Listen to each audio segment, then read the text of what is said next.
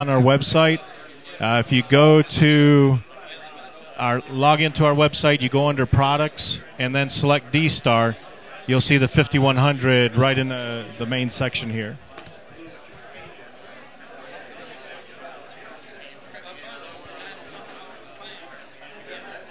All right, thank you, Brad, on that information about not being connected to a reflector. I talked to the sysop earlier, so it'll be interesting. As far as the 180 for D-Star and DMR, that'll be interesting to see him do that, as DMR has been 190, but looking at some of the comments that have been made in the forum, he's not going to be able to use all the same components, so it's going to be a redesign on that radio. So the final price will be interesting to see what he does. Were you talking about that new radio that there was a question here that there's a new lower cost, what, DMR or D-Star compatible? What's going on with that? I really don't know. Right now it's still vaporware and in the R&D stages on it. So what really comes out is going to be interesting to see what user interfaces he's going to use for and the other things like that. Right now it's just a concept. He has released a DMR radio, and from what I understand, it just does the basic DMR. But as far as compatibility with the different systems out there, I don't know. I haven't seen it. Comment on scrapping the 7100. Sorry to say, it's going to be around for quite some time. Nice user interface, and the early sales of it have it outselling the 7000 when we first released it. So it'll be interesting to see what comes along from that. Tom, he's asking about the prize for the 7100. Do you remember who won that one? It has been so hectic in here today. I don't remember the name, but the person was in the chat room. Yes, he was. I don't remember who it was, but we can get that for him in a few minutes, or he can scroll back through the chat room here probably, and he can possibly. See. Yeah. Hey, they're asking about your mic connector. They'd like a different type mic connector. The RJ45 has been something that they've made a standard in the commercial two-way, and pretty much most of the mobile radios on that.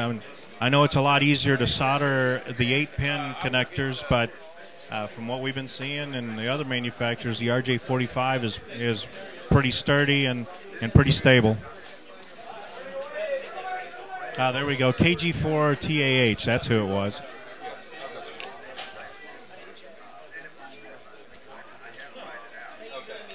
Okay, what else we got here?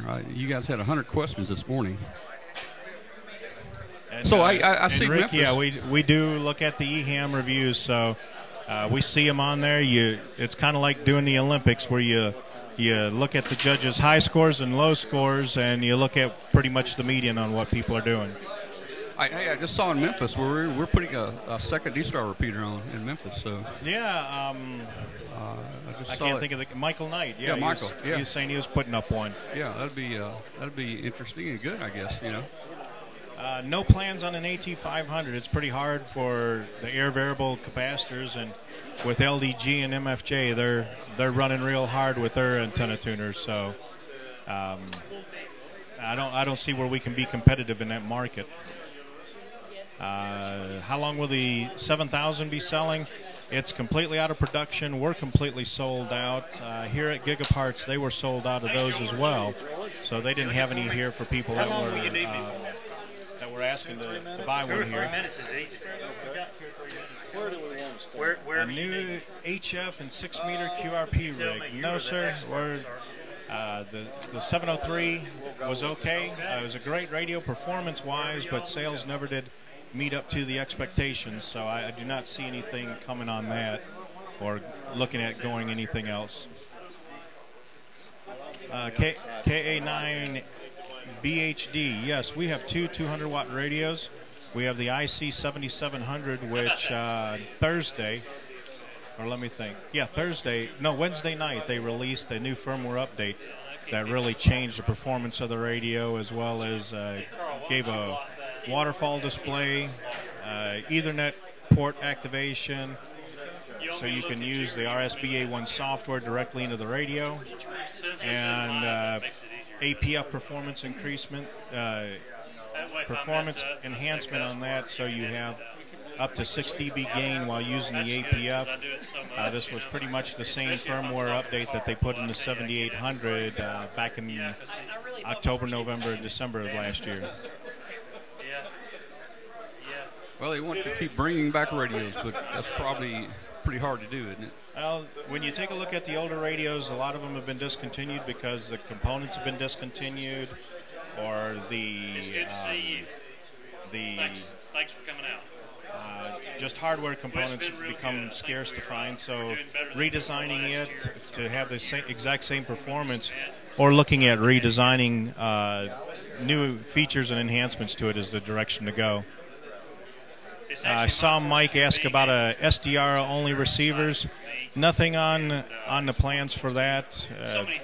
The SDR radios we've been doing for quite a few years. The firmware updates for the 7800 and the 7700 is proof in point, because features that did not exist were added to the radio for it. So, but just receive only, that market has changed so much with everything going digital. It's pretty hard to do any of that. Later this year, we're hoping. We have a change coming to the I just lost my screen for the questions. I remember seeing something on software firmware updates for 60 meters. While it sounds in concept-wise an easy thing to do, if you do not have the hardware filtering to handle the the filter board on it, you're not going to be able to add the 60 meters that way. I know for some of them on like the 756 series, where people were out of banding them and running a little bit higher power on 60 meters, it was actually going through the 80 meter bandpass filter. That was the word I was trying to think of. Going through the 80 meter bandpass filter, and when you try to push that beyond 35 watts, you end up burning out the components, because 80 meters is not really resonant, but it's close enough to run a low power. But if the radio does not have the hardware to support it, you can go ahead and add in all the firmware you want. It still just is not going to make it. Mike, WA1PJG, has asked, are we doing anything DMR? No, sir, we're not going to enter into that DMR market. There's too much confusion right now, as we're seeing some people launch DMR product that it's being marketed as being open source, but by the time they start adding their enhancements, things like roaming and stuff like that, they're the only one compatible with it. So the functionality of DMR goes much farther than just the basic common air interface. So I don't see us getting into that. We're going to stay with D-Star as our amateur radio digital solution, and we're seeing excellent growth in that. Color LCD for the 7100? No, we don't have anything coming or anything planned for that. It would be nice to see them add Bluetooth to the 7100, because the new 5100, you've got an Android app that you can control the radio. So that adds you a whole new color display just by using your Android device. But looking at keeping certain price points, the color displays are pretty expensive by the time you add in the dedicated software to drive it. So how long is the Pro 3 going to be around? Pro 3's gone. Been is gone. it? Yes, the 7600 took the place. Oh, okay. Oh, well, the question was, it'd be obsolete. I guess, I don't know if you call it obsolete now. I'm sure it's still a good working radio, but... Pro 3, some of them are already obsolete, because during the production run, the manufacturers of bipolar transistors discontinued the high-power bipolars, and we ended up having to redesign the PA board to go to MOSFETs. So there was a lot of transition for all the manufacturers to get away from anything that used the bipolars. So some of those early Pro 3s are obsolete already. 9100 color display, not looking there again. When we go to a non-color, it's trying to keep the performance of the radio high and meet a certain price point that the consumers are wanting to see. And that 9100 created a lot of hate mail for me, because of the perception of what it should be on the street compared to the Kenwood 2000, and the performance levels are completely two different type of radios. CSR, he's been with us for several years. I don't know that I introduced New firmware updates for the 7600. None that I've heard planned. I had done some investigating on doing some of the firmware updates that we had coming for the 7800 and the 7700, but the processor and components used in the 7600 would not support a lot of those enhancements. So what's the F designate on a 735F? No Is clue. that just probably A, B, C, D, E, F model, maybe? No Maybe idea later? where that F designation would have been. In the U.S., it was always the IC735. I know in Japan it was a different model number, but no idea what the F is. There's a question about Bluetooth for the 7100. What are they talking about Bluetooth? Just for the audio in or something? Or? Well, with the new 5100, there's a Bluetooth option for it that when you plug it into the radio, there's a pendant that has volume up, volume down, push to talk, some programmable buttons, and earbuds. Now, with the use of the Android app, I could be sitting in the living room as long as I was within Bluetooth range, use the Android app to control the radio with one earbud in while watching a ball game. If I hear somebody call me on the radio, I can quickly go back to them without having to get up out of my easy chair. Cool. So the Bluetooth adds some fun functionality for it, but I've not seen anything for the 7100.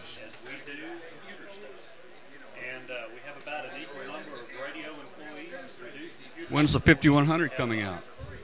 We're waiting on FCC certification right now, so hopefully it'll be soon and we'll be able to start shipping radios. This one's a common question I get. External video display monitor for the 7600. 7600 uses a quarter VGA display, and there's not an adapter to take it from quarter to standard VGA, so no plans on having anything for the video output. There's a question from Renee. What's the best older radio, best bang for your buck, do you think?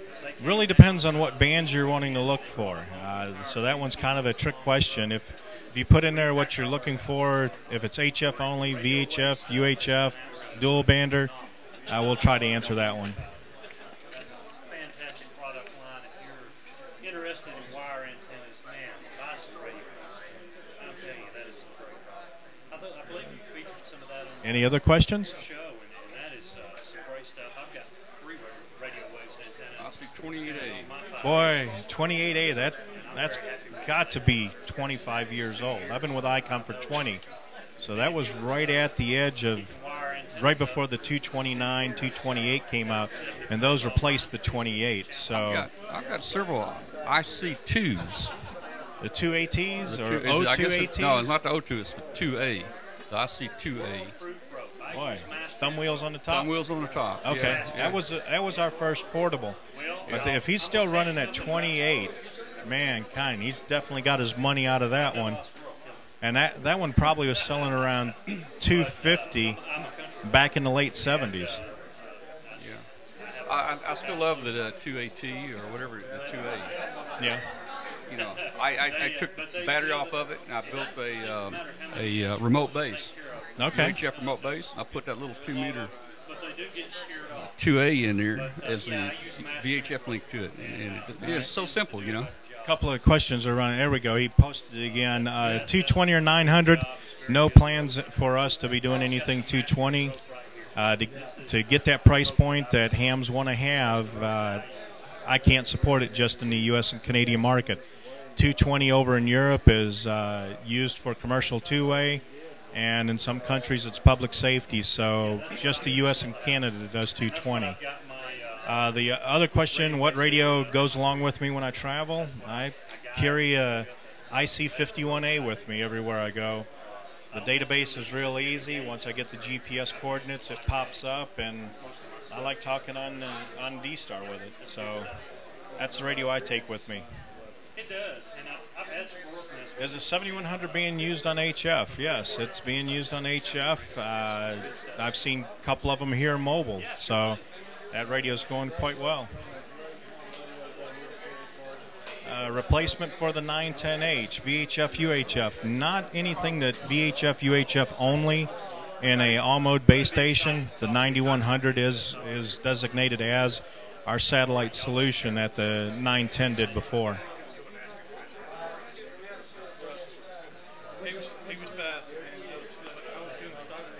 KC0MVF, yes. With the USB connection, you can do the digital modes. Just download the drivers from the Icom website, and I know quite a few people that are using Ham Radio Deluxe and their DR780 on it, so that should work just fine for you. There's a question about it'd be nice, or a statement, it'd be nice to Icom hook up some the HF radios on the web for remote access. They're asking maybe you guys could do that. We won't look at doing anything like that. It's a tough way of policing it. The internet, you got delay and sometimes bad connections. It might not give your product a very good. Well, not only that, but to have somebody sit there and police and make sure that a signal being transmitted from our ham shack is definitely not something that we would be the ones responsible for what went over the air out of our shack, and I don't want that responsibility. Well, maybe you could do it at your new home. Just set you up a couple of remotes back there and let people work. I mean, you're there. When you're there, turn it on. When I'm there, that'd be the same complaint that my wife has. I'm never there to do the work that I need to do. So, as far as the ID1 in Europe, I'm not really sure what happened to it. It's selling strong here in the U.S., and maybe that might be why it's selling well for us, is because they're buying them from here to ship to Europe. But it's still available radio and still being produced, so I'm not really sure what their choice was. All right, this guy wants to buy 7100, but he needs a push. Well, send me an email that you'd like to see the comparison, or on our YouTube, Icom America YouTube site. We have a video where George Thomas and Tommy Martin from AmateurLogic.tv and I go through the 7100 compared to the 7000. And while there's still 7000s out there, that's the thing to take a look at on which one you want to go with. Renee, thank you. Best bang for the buck for HF base. Under $1,000, I would say the 7200. The IF DSP filtering built into it, as well as the USB port.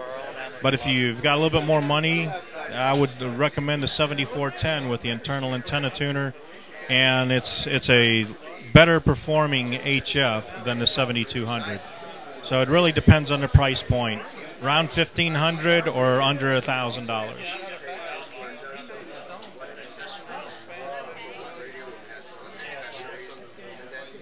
All right, any more questions out there? Well, folks, we've got about 30 minutes left for our last door prize drawing, which includes $200 gift certificates, the TMV71A, and some study materials for the non-hams. If you haven't got those entries in, please be sure to make your way up to one of our computer stations to get those entries in now. I'd like to once again thank everybody for making their way out to GigaParts' third annual Ham Radio Day. And a special thank you to all the manufacturers on site. We've got representatives from Kenwood, Yaesu, Icom, MFJ, Radio Waves, and locally W4RT. A special thank you going out to Tom Medlin with W5KUV.com, streaming us live on the internet, and also the guys from Amateur Logic TV. We appreciate y'all coming out as well. You'll be sure to, if you run into them, be sure to thank them and say hi. The computer entrance stations right here by our GigaParts banner. Be sure to get those in before 4. Once again, we appreciate it. Okay, I saw a question that rolled off the screen about how do they deploy the receive-only antenna for the 7700 and 7800. It's a little bit more complicated on the 7800 because you've got receive antenna jacks on the back of it that you can add some of your additional filtering. But what I normally do is I will set up in the remote antenna switch, I would set up antenna position number 4 as receive only, and that's a coax fed type jack, so I go ahead and use that to my receive antennas and use that. That way I don't have a chance of accidentally transmitting on it, and just set that up as receive.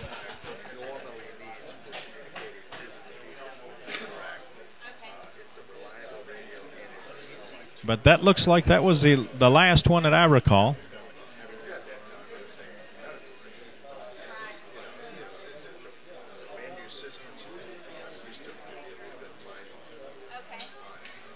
Talking about the HF real-time spectrum scope rig from Icom. What is the least expensive Icom?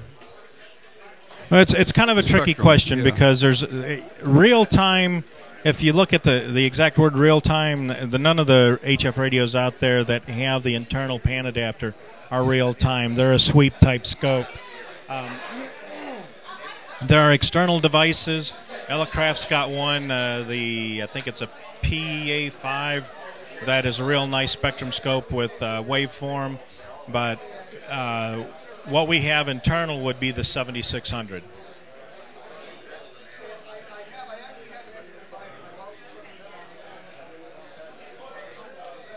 Matt, hi there. N9JA. No, the 5100 does not have antenna diversity. There's only a single antenna jack on the bottom of it. And while we're waiting for another question, well, there is one right there. I just wanted to put out a quick announcement. I forgot to tell everybody, but hey, to our viewers out there, if you can take some screenshots of the broadcast, email me some screenshots. I like to collect those. Okay, what do we tell people to sway them from the Chinese radios to something like the Sport? Really, if somebody's looking for something based on price alone, I'm not going to sway them. I don't even have radios that are considered in that price economic level. I know Yaesu has got a few, and Kenwood's got a couple of them that they've tried to go after that market. We do have the V80 Sport that sells for $100, but that's a 2-meter only.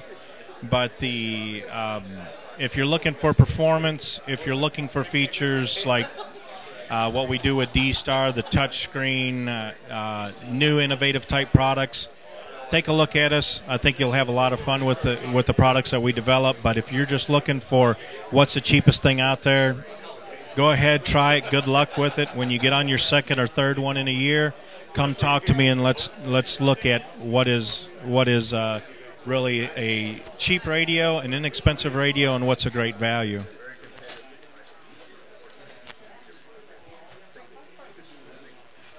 Okay, Ray, man, I appreciate you spending some time with us today. I'm going to kind of head back and roll back the other way and see who else we can catch today. Well, thank appreciate you very it, much. Thank you. Have a safe trip back to Memphis. And glad we can help out with the broadcast. I really appreciate it. It did help a lot. Thank you. All right, thank you.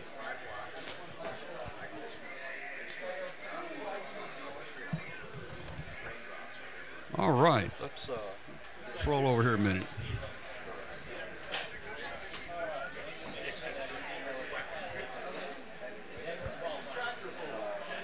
Hey, Emmett. I want you to show your slingshot thing over here for everybody. All right? We're going to go by radio waves right here for a second.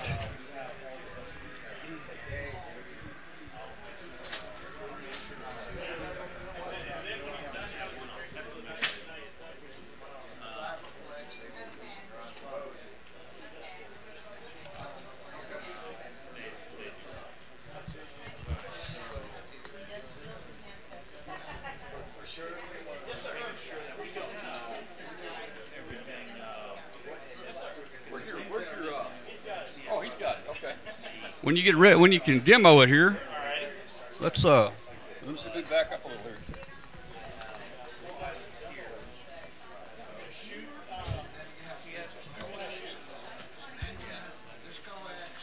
All right. Emmett, can you hold this mic too while you're doing it? Well, look, let's get a good close up. Let's get a good close up of it. This is the Hyper Hanger Mark II. The Hyper Hanger Mark II. Now, you're going to have to get a little closer to the camera with that, right. you know. There you go. You can see it. There we go. Yeah, pretty good. Pretty good. The whole idea is that the idea behind the design is very simple. Nice little yellow high visibility balls that you can shoot over trees that generally don't get tangled up in trees. And what you'll do is you connect this to a line, which is the reel. Nice thing about the reel is you can go on left side or right side. Depends on what hand you are. Yep. And what you do is you just load the ball up and you'll shoot it. and this thing will go hundreds of feet. As a matter of fact, if it was a little bit better day, we were going to do a demonstration. I have this 300-foot tape measure. Oh, yeah, and we were going to shoot it across the parking lot. Just to give people an example on how to do this. It's nice for shooting your antenna line up through trees, you know, basically installing things and getting things hooked up. You know, I use a slingshot type deal, a little homebrew thing. Nothing this nice. I mean, this is really great, man. The idea behind this design is if you get hit in the head. Oh yeah. Well, see, I usually shoot. It doesn't put a dent in your forehead. I usually shoot a big steel nut about this big, you know. Right. Yep. And just hope it doesn't. You know, no, let me tell you. We tried a crossbow about 15, 20 years ago. It went over the tree, and I never saw where it ended. It kept going forever. That crossbow did. Probably killed a cow. You know, maybe an acre or two down. Yeah, something like that. Yeah. But the nice thing about it is that you can pretty much, as you can see, you got to really, boom, there you go. I'm not going to pull it too tight. You may have some questions coming up here. Yeah. One guy used the bow and arrow, he says. Bow and arrow is nice, but it's dangerous. It is dangerous. It is. Well. Yeah. Potato gun is good, but it's dangerous too. It can explode on you. Well, it seems like a lot more trouble. But I guess if you have a potato gun, I mean, just take it out there and use it. Yeah. Well, yeah. But like I said, it's dangerous. Well, look, you know, hey, at my age, I can't throw a rock or something over my son-in-law. He's a policeman. Right. He came over one day. We were trying to put a string way over his tree. He says, "Why don't you just put it on a ball and throw it over?" And I said, "Man, I must be 80 feet up here." And he takes his baseball and he just throws it over, man. Yeah. But I can't do that. The thing too is some people in the Coast Guard use this for shooting a line. Between boats. Yeah. This way they're not having to use the shotgun version where they're just, you know, shooting it and, you know, more ballistic. But this is kind of nice. You shoot a line and pull the string. So what kind of strength do you have on the line here? It's about 10 pounds. 10 pounds. So you pull probably a little nylon string back, right? You pull a stringer back, and then that's what you use to pull your heavier stuff. Yeah. Okay. Cool. Yeah. That's cool. Okay. Rod and reel, the best. Yeah, rod and reels work good, but you don't always have the precision that you rod and reel. Yeah, you're talking about rod and reel. You know, I guess if you're a good fisherman, you can do it. You know, these weights are weighted in such a way that if you shoot it up through a tree, it generally doesn't get all tangled up in the branch by doing this. Yeah. That's what always happens with lead weight when you try to recover it. Instead, just cut the line. And you get a good clean shot, it might fall, and then I've also and also the nuts sometimes aren't heavy enough. You have to kind of play with the string, one ball you know. At a time. And, but you get 3 balls with the antenna with the launcher. Let me find out the pricing real quick. I'm sorry, I'm the all right, it's all right. These are $89.95. Now, are these standard size tennis balls? Like tennis balls, but they're weighted. Are they smaller? We've got a silicone. We fill them up with silicone. Okay. To make them a little bit denser, a little bit heavier. Okay. And also, when they get up in the tree, they have a tendency of falling a lot more efficiently. Okay. All right. Well, that's surely heavy duty. Now, the surgical tubing here, does it over time, does it just go bad and kind of rot on you? Or? It will, and you can order replacement ones from us. Then one thing that we discovered inadvertently is, you know, that mag wheel or the rubber cleaning solution that you use for making your tires shiny? Yeah. This preserves this rubber beautifully. Yeah, I know what you're talking about. It's basically the same stuff you use for dressing up. That's wheel dressing. That's what it's called. Oh, okay. Just put wheel dressing on here. It works great. Cool. Very good. All right, a flying squirrel. Yeah, that's Tarzan. Yeah, you know what? The idea behind this was that I used to use the bow and arrow method. My wife would go after the arrows, and then finally she got tired of retrieving the arrows, so I came up with this idea. No.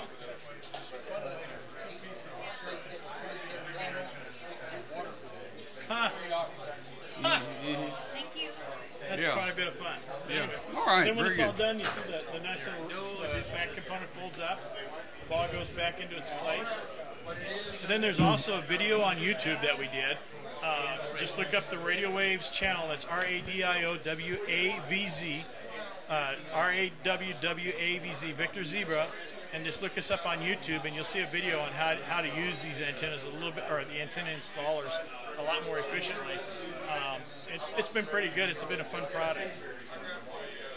Hey, tell us real quick about your antennas. You do a lot of wire antennas. Yes, we do. Off center fed and different things. Terminated. Talk real close to the mic. All right, I can do it now. Folded, terminated, in-fed, half waves. Let's see what else. Off-center fed, we do a multi-band cage dipole type antenna, which is what we call the Saturn. And you can either make it as a standard cage dipole, or in many cases, we designed it originally for the military, for ALE type operations where a radio would literally switch to a specific frequency. We would actually cut a dipole for that frequency and put it into a cage. And that's where we came up with the Saturn. The original Saturn design started back during, believe it or not, the day of 9/11. Wow. And I was working with a company, not a company, but an organization called Saturn, which is Salvation Army Team Emergency Radio Network. And we were up on top of the 15th story of a building, and we needed multiple frequencies to work on, and that's how I came up with the Saturn. We literally put the thing together, and that was the first use of that antenna. And then from that point on, we had some Coast Guard, Mars, and then some FEMA people who needed an antenna specifically for the different frequencies that they were working on, and then the Saturn was born. Cool.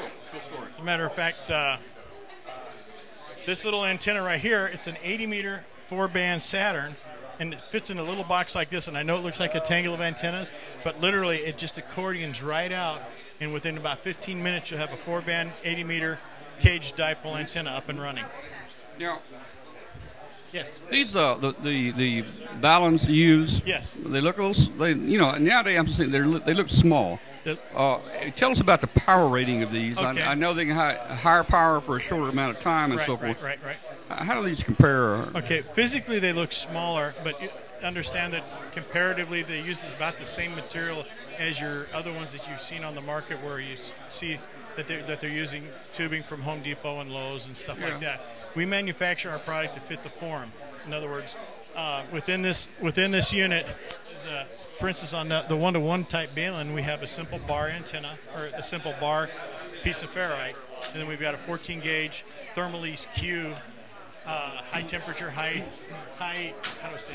temperature, high humidity type. It's a Nomex coated material, which basically gives you a little bit, harder. It breaks down less than it would like your normal other competitors. For instance, this is a balun that you'll see a lot out there, and if you'll look closely, you'll see that this was solder dipped. That means that let's see. I think you're on this camera. there we go. Yeah. This is solder dipped. You'll see that what happens is all you have to do is just dip it in, and it gets and the solder gets on it, and it works just fine. Yeah. Well, the problem is if you apply at least that amount of heat, which happens on impulse, especially if there's a slight mismatch on the antenna, this varnish will burn off. Whereas with the Thermalese Q, which at Dayton we'll even have a demonstration of it, you'll hit this with a torch for maybe a couple seconds, it'll burn up the varnish. You hit ours for a minute, and you'll see it's all black and red. You wipe it off, and it works just fine. So tell me real quick, simple dipole or inverted V antenna, current balun or a voltage balun? I would suggest if you're going to be using for a fixed situation, or let's just say something you're going to do multiple frequencies. No, it's not a fixed frequency. Say you want an 80-meter dipole, and you want to do 40 and 20 and whatever. 20. I would suggest a current dipole or current balun. Why? Because it just seems it's a little bit more complex. It costs a little bit more money, but it basically balances the signal on both sides of the dipole versus the voltage, which is like a transformer. It conducts a hard impedance transformer of 50 ohms to 75 ohms, regardless of what the conditions are. Well, now aren't most of the baluns when it says 1-to-1, that really means 50 in and 50 on both sides, right? The one thing about the amateur radio world is we have a tendency of we use a word like a 1-to-1 balun. In reality, it is it's a 1 to a little bit more than 1. Yeah, it's 1.25 to 1. But what we do is just like we call an auto coupler a tuner. The reality is it's a coupler. It's not a tuner, but we still call it a tuner because that's the word that we use. It's like our off-center fed antenna. A lot of people call it a Wyndham because it's based on the Wyndham design, but it's really an off-center fed dipole. Let's talk about the off-center fed dipole a minute. All right. there's a lot of different points along there you can actually find, you know, working impedance for multiple bands. Yes, you can. Is there a best spot? I mean, is 33 what percent the close to the best spot, or are there other spots? What basically happens when you come up to the design of the off-center fed, which I really appreciate this question, is it's almost like when you're dealing with an aircraft. You can have a high performance or you can have high reliability. And you have to choose which one you want. Okay. In other words, if you want excellent performance on just a handful of bands, then you're going to set your position that you know, the physical location of the balun on the wire at that one point. Okay. But if you want to have multiple bands, but you don't worry about, you're not too worried about not having that 1-to-1, you know, that 1.1 to 2 type match, but you want to be able to pull in more bands, then you move the position of the balun over a little bit more, and then you'll get more bands. It's not a mystery, but what happens is you just got to figure out which one it is you want. We've chosen to go with the side where you get 80, 40, 20, and 10 pretty solid, but then you can pull the other ones in with a simple auto coupler. Yeah, okay, all right. And in some cases you don't even need it, but you know, quite often it's just on the edge of where you want it to be. All right, we got anything else here interesting you want to show us real quick before we move on? Okay, well, one product that's gaining a lot of attention is our Patriot antenna. This is our 160. What this does is it allows you to simply use a 102-inch whip antenna in this case and be able to work 160 meters. Now, one thing I got to warn you about 160 meters with a 102-inch whip is this thing called corona effect. Yeah. You know, if you do anything more than a small amount of power, you come close to the antenna, it's going to have some issues. Is that 102? Well, that's not 100. I was going to say, it looked a little short. Yeah, I understand. I did it to fit the space. That's the demo. Yeah, but we have an 80-meter version with 102-inch whip antenna. Yeah. You'll be able to do 80 meters to 6 meters. It all depends on how you adjust that. All right, tell me. I mean, like in my truck, I put some HF in. Don't work much, but I just put me a mount for a 102-inch whip, and I use a little auto tuner at the base of it. Right. So how does an auto tuner at the base compare with something like this where you go out and you change the tap, you know? Honestly, I'll tell you, straightforward, is the auto coupler and the 102-inch whip seems to be the easiest one to work with. Well, it is easy, for sure. And but the most efficient would be this, because what we've done is we've brought the antenna as close to we've made the antenna resonant, not creating a circuit that makes the radio think that the antenna is resonant. Does that make sense? Well, I'm sure we have viewers smart enough to understand there's that. There's going to be a lot of people. Yeah. Okay. Yes, 160 mobile would probably not work. Yes, you're correct. Mainly because you don't have the ground plane for it, but it gives you the ability. For instance, if you're in an apartment complex and you want to work 180 meters and you hook this thing up to your fence, you hook it up to your fence or your porch, you'll be able to work it. And that's another area that we really find a lot of people that like it. Emergency services people, they'll use 2 coils and create a rotatable dipole. They'll basically tune it into the frequency, and then they just rotate it to where they want it to go. Yeah. All right. Emmett? Yeah, it does help to be 150 feet above, 1,500 feet above sea level? Yeah, above sea level. Yeah, that always helps. This is Radio Waves, RADIOWAVZ. You can find us at radiowaves.com.